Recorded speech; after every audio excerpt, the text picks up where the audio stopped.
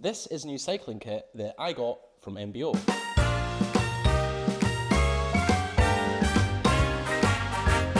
And thanks to MBO for sponsoring this video.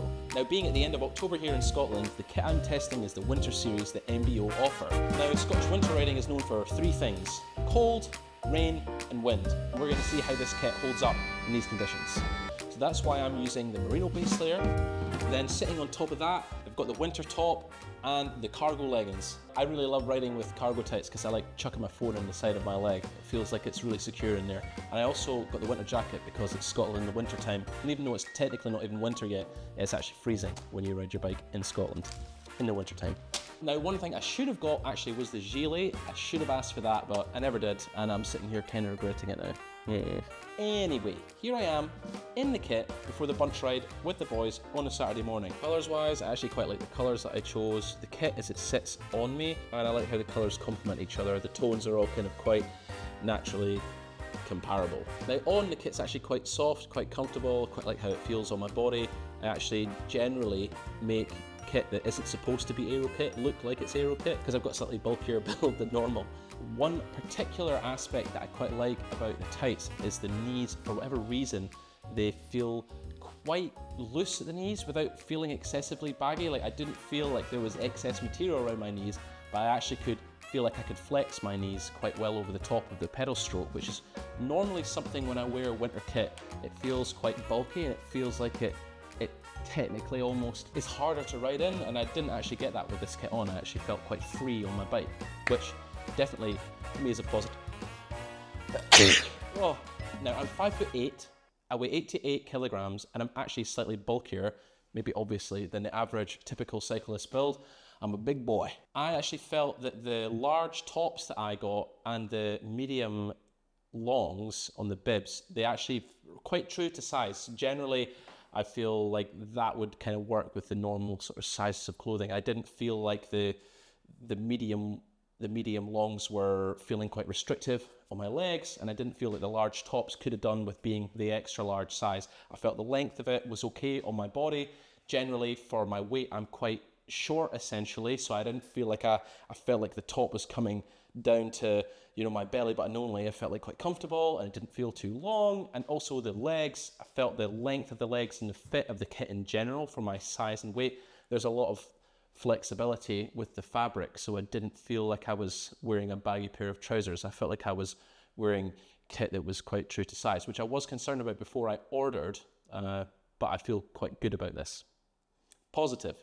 On Saturday the 25th of October, it was a sunny, if slightly breezy, Saturday morning, and we're riding about 9 AM in the morning. It's highs of 9, lows of 7, and with the merino winter base layer and the thermal jersey and the cargo bib tights that you can see me wearing here, I actually felt like I wasn't quite warm enough. I felt that when we stopped to let some of the slower riders catch up at the top of the hill, I felt that the waiting around, I was particularly cold, and it was a little bit of a headwind on the way back, and it was just the wind was getting through the thermal jersey.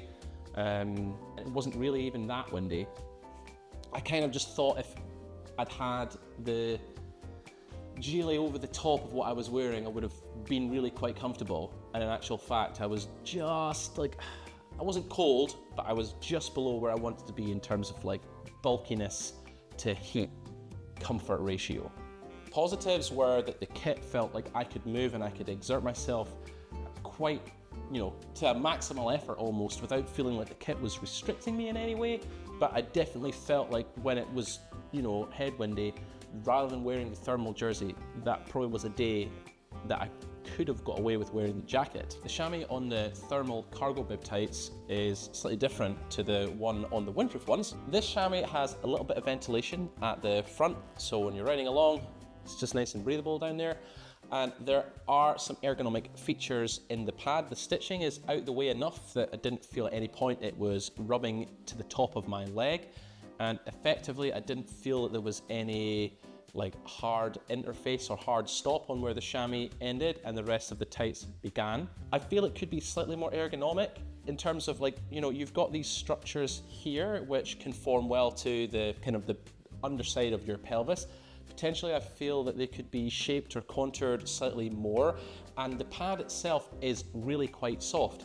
Now, after my 2.5 hour ride I did on that Saturday morning, the softness was actually really nice because at least my skin felt like it was comfortable and there was no rubbing. So I didn't have any open skin or anything uncomfortable about the pad per se. The thermal tights, however, they've got a slightly different pad. It's got slightly more contouring and there's slightly more going on in that chamois. There's just a little bit more sort of three-dimensional seat cushioning, cutting, saddle shape, structure matching going on that chamois. And it feels like the pad on that tight is slightly more high density. And I actually think that the windproof nature of that tight in general actually matches itself slightly better to slightly longer rides. So if you're going to be riding long when it's colder, I would suggest that you go for the windproof tights, with especially this pad on the cargo tight, the Belgian pad. The softness probably isn't going to give you the same issues it was giving me, so it's worth keeping that in mind. So it might not be a problem to you. And again, on the 2.5 hour ride I was doing, it just didn't even matter. Like I just noticed it, but it wasn't like, oh my goodness, my backside is like killing me here. Like, not at all, not even close to that. Price-wise, the kit actually offers exceptionally high value for money. The merino wool base layer coming in at £61, the cargo bib tights £135, and £104 for the moss winter jersey that you see me wearing on the bike ride. Now, all-in cost of that is £300, and with my 25% discount code that I've been given is £225.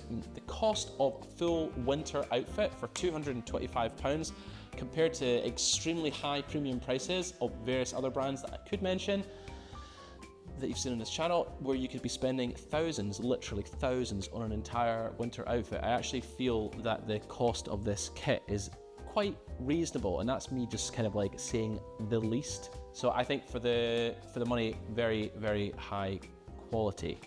And I can bump and moan a little bit about the fact that I maybe could have felt warmer with the kit I had on, but it was up to me not to wear any other layers on top of the kit I was wearing. And at no point did I feel the kit was bulky or slowing me down. So maybe that is me saying that I should have asked for that gilet and worn it. Now the quality is really nice as well. The zipper on the windproof tights is really nicely finished off.